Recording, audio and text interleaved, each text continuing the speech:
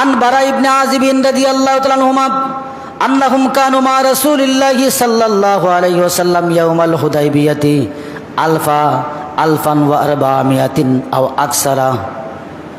আমরা হুদাইবিয়ার দিন 1400-র উপরে সাহাবী ছিলাম।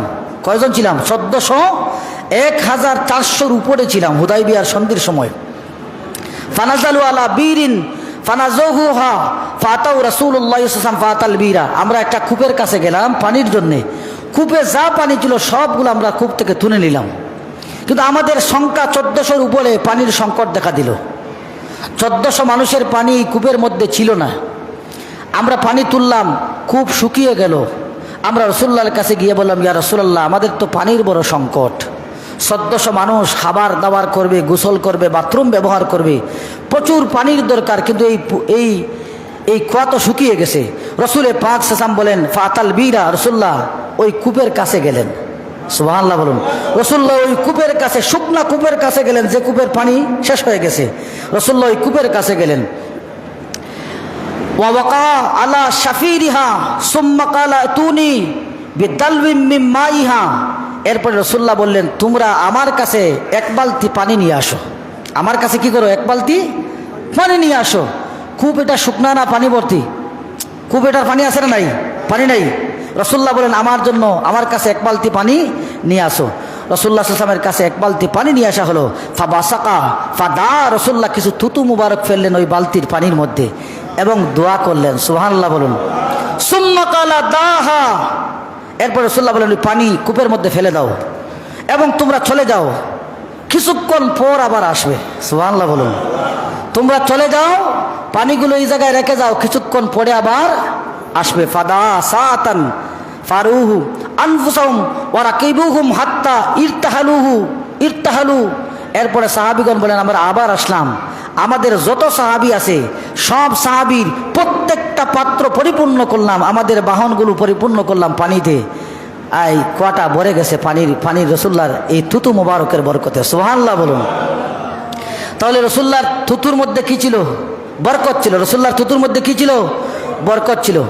আরেকটা হাদিস দেখেন, বুখারী এবং মুসলিমের হাদিস। রাসূল পাক সাল্লাল্লাহু আলাইহি ওয়াসাল্লাম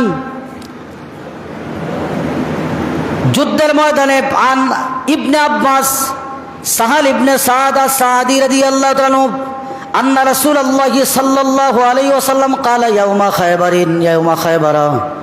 খায়বারের যুদ্ধের দিন। খায়বারের যুদ্ধ 3 দিন হয়েছে। প্রথম দিন হয়েছে, দ্বিতীয় দিন হয়েছে, তৃতীয় দিন হয়েছে। দ্বিতীয় দিন রাত্রে রাসূলুল্লাহ বলেন, লা উতিয়ান্না রায়াতা গাদান রাজুলান ইয়াফতাহুল্লাহু আলা ইয়াদাইহি ইউহিব্বুল্লাহ ওয়া রাসূলুহু ওয়া ইউহিব্বুল্লাহ ওয়া রাসূলুহু। আগামীকালকে খায়বার বিজয় হয়ে যাবে। সুবহানাল্লাহ বলুন।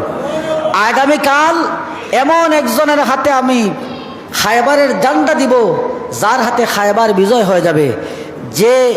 যাকে আল্লাহ এবং তার রসুল ভালোবাসে, তিনিও আল্লাহ এবং তার রসুলকে ভালোবাসেন।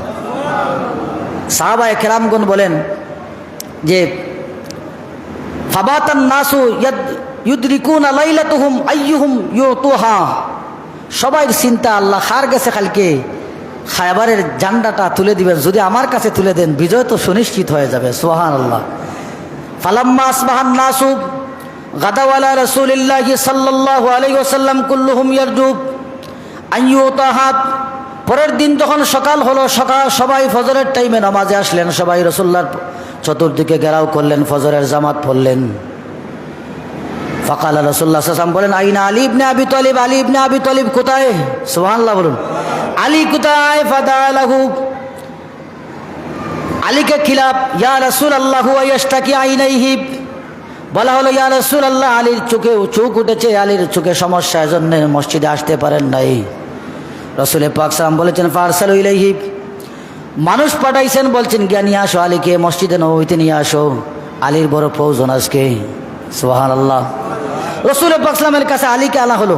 ফাউতিয়া বিহি ফাবাসাকা রাসূলুল্লাহ সাল্লাম ফি আইনাইহি। রাসূলুল্লাহ কিছু থুতু মোবারক আলীর 2 চোখের মধ্যে লাগাইয়া দিলেন। সুবহানাল্লাহ। ওয়া দালাহু, এবং দোয়া করলেন, আল্লাহ আলীকে সুস্থ করে দাও। আল্লাহ আলীর চোখ সাথে সাথে ভালো করে দিয়া দিলেন। সুবহানাল্লাহ। তাহলে রসুল্লাহর থুতুর মধ্যে কি আছে? মেডিসিন আছে। কথা বলেন, রসুল্লাহর থুতুর মধ্যে কি আছে? মেডিসিন আছে।